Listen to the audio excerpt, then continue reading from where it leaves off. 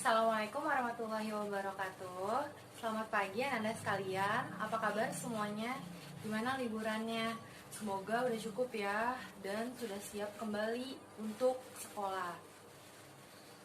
Senang sekali hari ini Bu Audrey dapat kembali menyapa Anda sekalian pun masih dalam suasana daring atau online.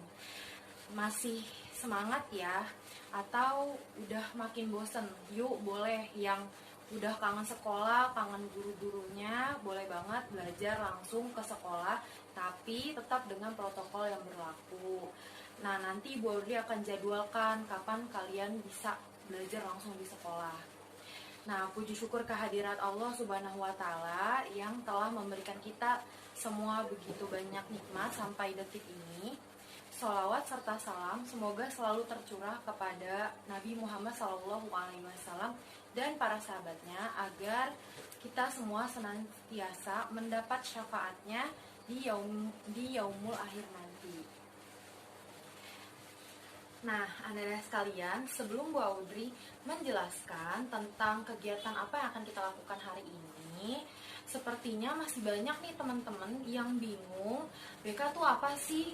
BK mata pelajaran apa? Nilai saya gimana Bu? Ada yang kurang atau enggak?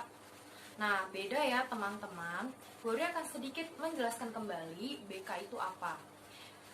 Bimbingan konseling atau BK adalah proses pemberian bantuan dari tenaga ahli atau konselor yang di sekolah biasa disebut dengan guru BK kepada klien atau siswa untuk menyelesaikan masalahnya secara mandiri. Namanya juga bimbingan, Bu Audrey akan membantu teman-teman menyelesaikan masalah yang sedang kalian hadapi, tapi tetap dengan cara kalian sendiri, dengan kemampuan kalian. Seperti sebelum PAS kemarin, banyak sekali teman-teman kalian yang memiliki masalah tugas numpuk. Nah, teman-teman, dengan masalah tersebut mau nggak mau harus diberikan bimbingan untuk menyelesaikan masalahnya yang tadi, yaitu mempertanggungjawabkan tugas-tugasnya melalui salah satu bimbingan, salah satu layanan dalam bimbingan dan konseling, yaitu bimbingan belajar yang akan didampingi langsung oleh Bu Audrey sendiri.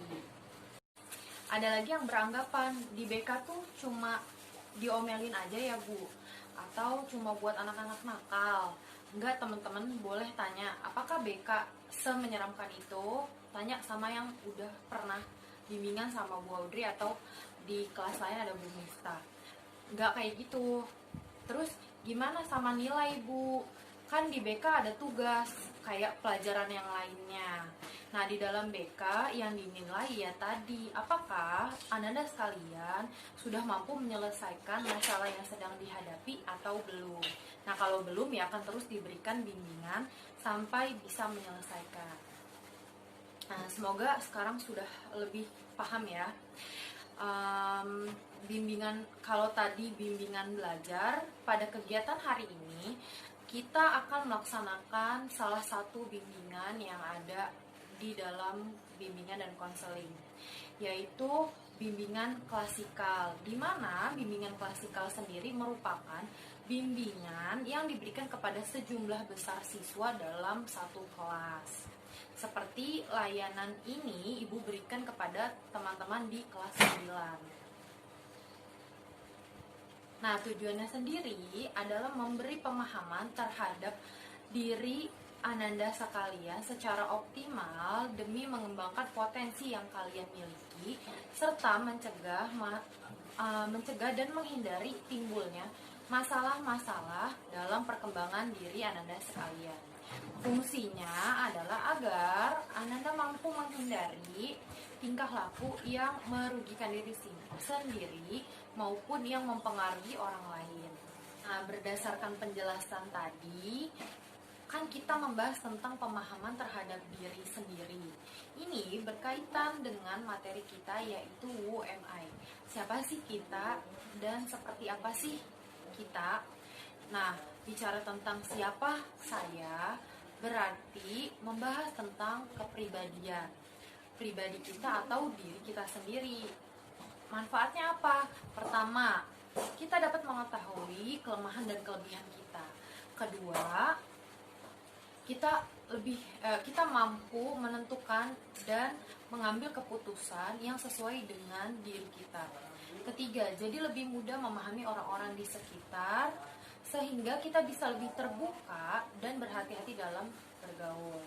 Selain itu, yang keempat, kita juga bisa tahu mana yang kita suka dan yang kita kurang suka sehingga tidak terbebani.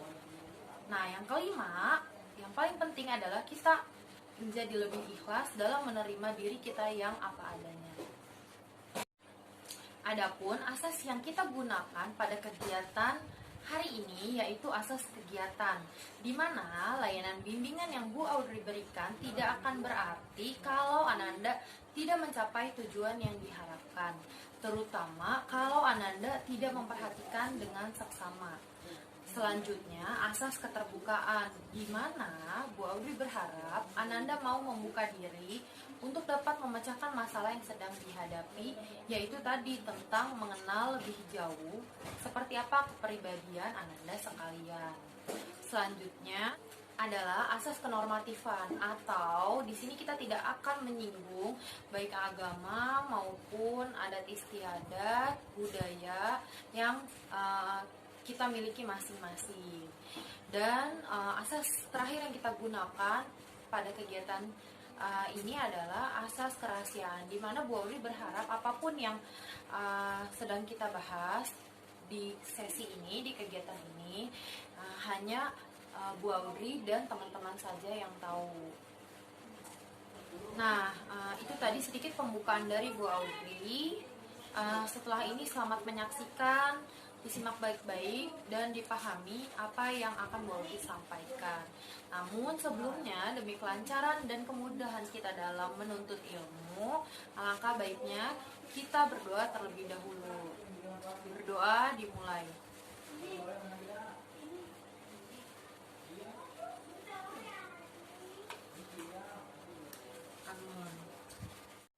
Nah, seperti yang sudah Bu Audrey sampaikan di awal tadi, kita akan membahas tentang apa sih itu kepribadian. Nah, menurut Kuncoro Ningrat, kepribadian adalah ciri khas yang dibawa manusia sedari lahir, di mana kepribadian ini akan dibawa seumur hidupnya dalam proses dia bersosialisasi di masyarakat.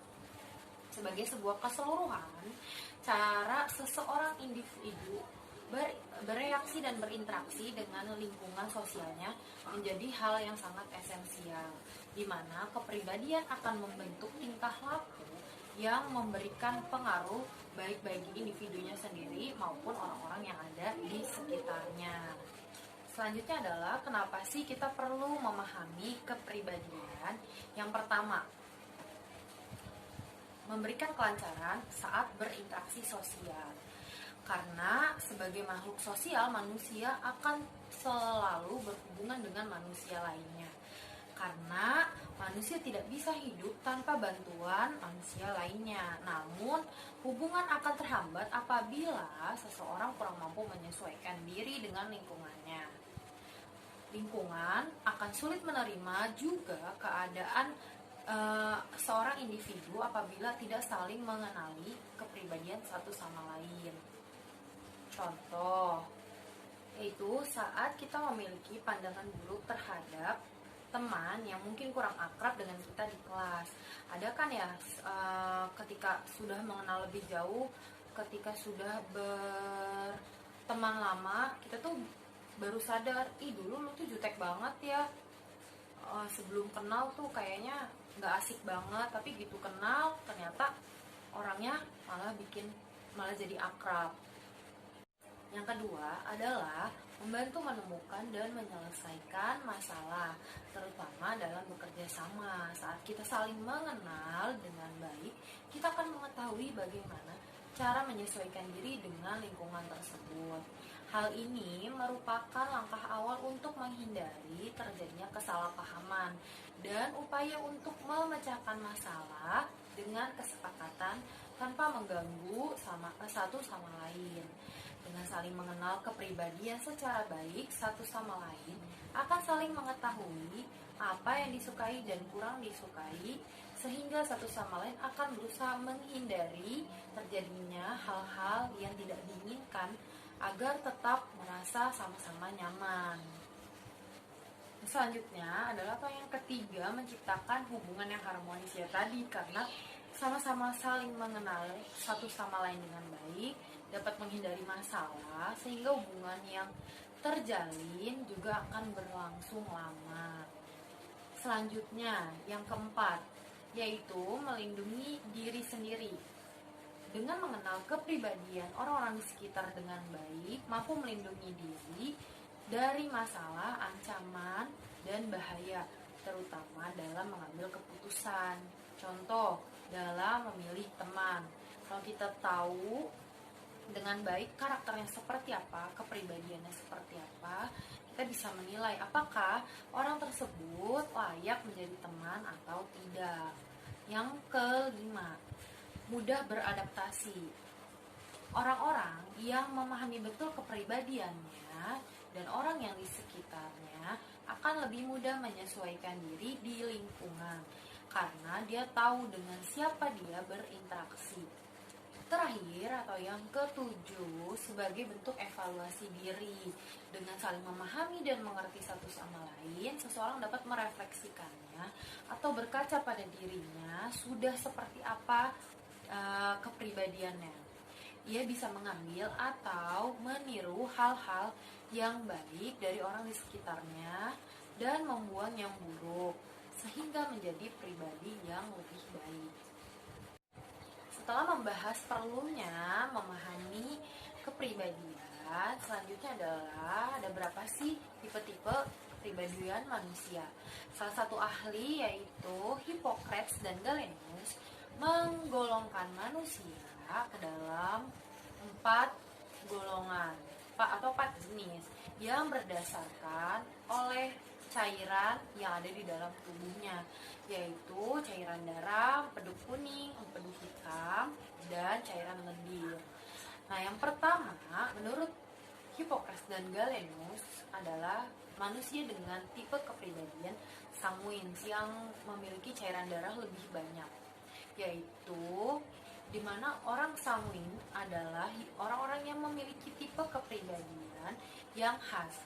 Mereka memiliki sifat sedikit kekanak-kanakan. Sanguins biasanya tidak menemukan masalah dalam kehidupan bersosialisasinya. Orang-orang sanguins itu cenderung lebih mudah bergaul, lebih mudah akrab, sekalipun pada orang-orang yang baru ia temui atau yang baru dia kenal. Tapi di balik sisi positifnya, individu bertipe kepribadian ini memang agak susah untuk berkonsentrasi pada suatu hal. Ia juga egois, pelupa, sering terlambat, dan seringkali membuat suatu hal yang kecil menjadi besar. Orangnya berantakan. Nah, meskipun sanguins bukan seorang pemimpin, biasanya orang-orang dengan tipe ini lebih mendominasi dibandingkan pemimpin yang ada di sekitarnya. Selanjutnya adalah tipe koleris atau yang empedu kuningnya lebih banyak, di mana manusia dengan kepribadian ini memiliki kemampuan memimpin yang baik, sekaligus bisa dengan mudah mengambil keputusan tanpa merugikan yang lainnya. Orang-orang koleris memiliki tujuan yang baik untuk kedepannya dan pekerja keras. Terus, hanya saja tipe koleris suka memerintah karena sifat kepemimpinannya tadi, susah untuk mengalah, egois, terus suka menimbulkan pertentangan, mudah terpancing, emosinya tidak sabaran, dan termasuk tipe yang keras kepala. Tipe kepribadian manusia yang selanjutnya adalah melankolis atau yang cairan empedu hitamnya lebih banyak, di mana individu dengan kepribadian melankolis ini memiliki tipe yang sifatnya analitis atau suka mencari banyak suka mencari tahunya, suka memperhatikan orang lain, perfeksionis, hemat, tidak begitu menyukai perhatian, serius, artistik, sensitif, dan senantiasa rela berkorban. Hanya saja tipe pribadi melankolis biasanya berfokus pada sebuah cara atau proses ketimbang tujuan. Mereka yang memiliki kepribadian melankolis pun kadang kurang bisa menyuarakan pendapatnya. Selain itu, seringkali juga memandang masalah hanya dari sisi buruknya, serta kurang mampu bersosialisasi dengan baik. Banyak orang yang melankolis berbakat menjadi seorang pengusaha yang hebat dan sukses. Dan yang terakhir adalah tipe kepribadian pragmatis, di mana tipe ini adalah yang cairan lendirnya lebih banyak. Nah, pragmatis ini adalah tipe yang cinta damai dengan menjadi netral dalam segala kondisi konflik tanpa ingin memilih salah satu kubunya. Dalam kehidupan sosial, individu pragmatis akan lebih senang menjadi pendengar yang baik daripada sebagai pelaku ceritanya. Nah, manusia berkepribadian ini mempunyai selera humor yang bagus, walau sarkastik atau kasar, cenderung mudah menyakiti perasaan orang lain karena ya tadi humornya. Nah, menyukai keteraturan, mudah bergaul serta suka mencari jalan pintas. Individu ini juga tidak suka dipaksa, suka menunda sesuatu dan memiliki antusias yang kurang terhadap hal-hal baru. Jadi kegiatannya itu aja. Lalu bagaimana sih cara menghadapi orang dengan masing-masing kepribadiannya? Yang pertama, untuk cara menghadapi tipe sanguins. Nah, tadi kan udah dijelasin ya, tipe sanguins ini cukup berantakan, sulit konsentrasi. Maka kita bisa membantu mereka dalam menyelesaikan tugas-tugasnya, terutama yang di luar kemampuannya. Misal ada salah satu teman kita yang memiliki sifat sanguin. Nah, dia agak kesulitan di pelajaran matematika pasti karena butuh konsentrasi penuh dan kemampuan tersendiri. Nah, kita bisa bantu mereka untuk mengerjakan tugas matematikanya. Dibantu bukan diberi contekan. Nah, yang selanjutnya adalah jangan dianggap serius perkataan orang-orang sanguin karena mereka cenderung berkata tanpa dipikirkan terlebih dahulu. Selain itu memang karakternya suka bercanda. Nah, sanguin lebih fleksibel dalam mengerjakan tugas. Jangan ditekan, tapi bantu mereka membuat target kapan pelajaran apa saja yang perlu didahulukan atau diprioritaskan. Terus, puji dan berilah hadiah pada mereka untuk segala sesuatu yang telah dicapai. Ingat, mereka mudah emosi. Jadi kalau udah kelihatan lagi moody, sebaiknya dihindari aja. Selanjutnya adalah bagaimana cara menghadapi orang dengan tipe kepribadian koleris. Pertama, akui memang mereka berbakat, terutama menjadi seorang pemimpin. Kedua, berusaha melakukan komunikasi dua arah untuk menghindari salah paham.